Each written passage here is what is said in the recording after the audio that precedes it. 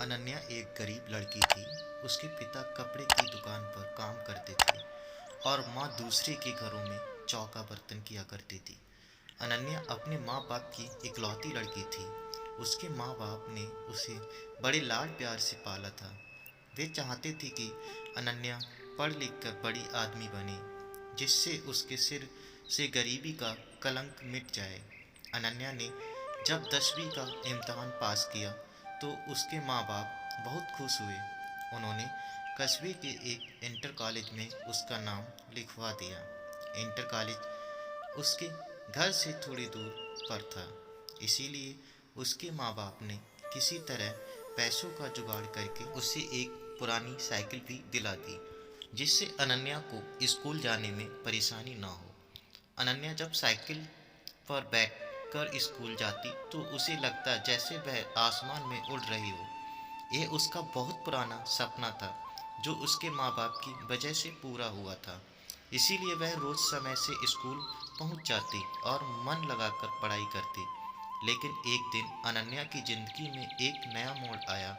दोपहर का समय था। स्कूल से छुट्टी होने पर उसने अपनी साइकिल ली और घर की ओर चल पड़ी।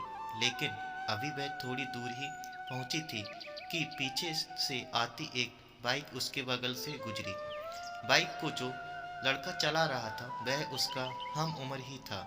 लड़के ने थोड़ा आगे जाकर अपनी बाइक रोक दी और अनन्या को रोकने का इशारा किया। अनन्या उस लड़के को अक्सर रास्ते में देखा करती थी।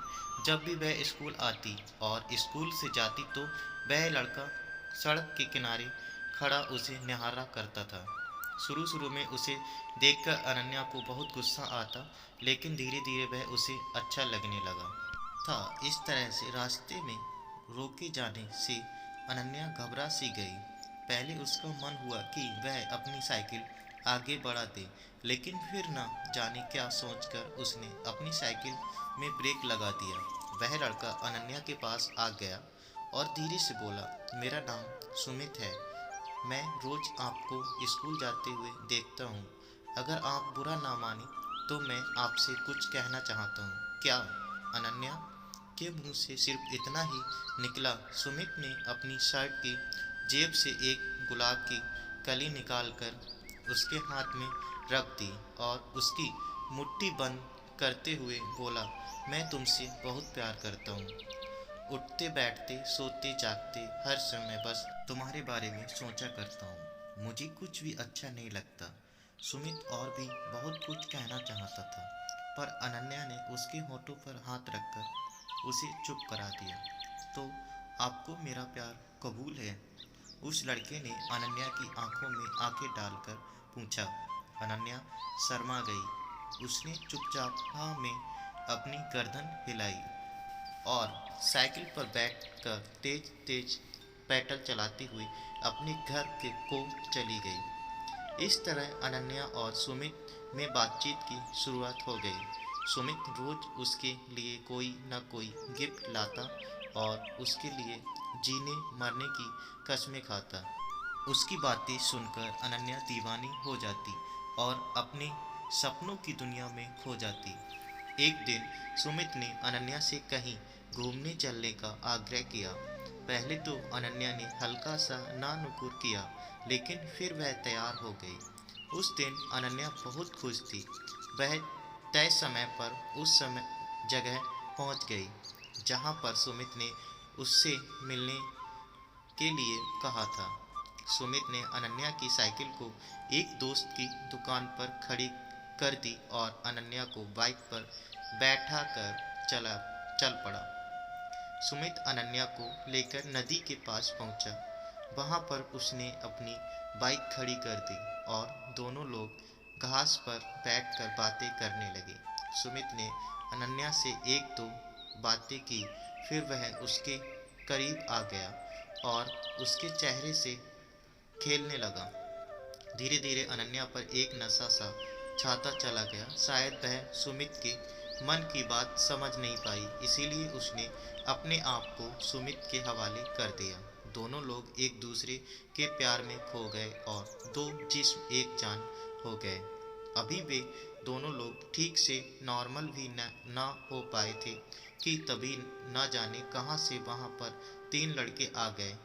उन्हें देखकर अनन्या हक्का बक्का रह गई और जल्दी जल्दी अपने कपड़े सही करने लगी। यह देखकर एक लड़के ने उसका हाथ पकड़ लिया और अपने पास घसीटता हुआ बोला, इतनी भी क्या जल्दी है रानी, हम भी तो हैं तुम्हारे दीवाने, थोड़ा हमारा भी तो मनोरंजन करा दो। अनन्या ने कतार दृष्टि से सुमित की ओर देखा, पर वह अनन्या की मदद करने के बजाय हंस रहा था। ये देखकर अनन्या का हृदय चित्कार कर उठा, यानी कि यह सब सुमित की एक सोची समझी चाल थी। अनन्या आगे कुछ सोच ही नहीं पाई, क्योंकि वे तीनों लड़के उसके ऊपर भूखे भेड़िए की तरह टूट पड़े। अनन्या मदद के लिए चिल्लाती रही और वे उसे नोचते घसीटते रहे। कुछ ही पलों में अनन्या की सहन शक्ति ने जवाब दे दिया और वह बेहोश हो गई। लगभग 1 घंटे के बाद अनन्या को होश आया। वे तीनों लड़के और सुमित वहां से जा चुके थे। दर्द की वजह से उसके शरीर की प्रत्येक नस फट रही थी। उसकी आंखों के आगे अंधेरा छाया हुआ था। उसके सारे सपने ध्वस्त हो चुके थे। उसे अपना जीवन समाप्त होता हुआ नजर आ रहा था। अनन्या सोचती रही कि क्यों मैंने सुमित की बातों पर विश्वास किया, क्यों मैं उसके साथ बचती। अब मैं क्या मुंह लेकर अपने घर जाऊंगी, अपने माँ बाप को क्या बताऊंगी। मेरा ये हाल देखकर वे जीते जी मर जाएंगे। अनन्या के शरीर में बिल्कुल भी शक्ति नहीं बची थी।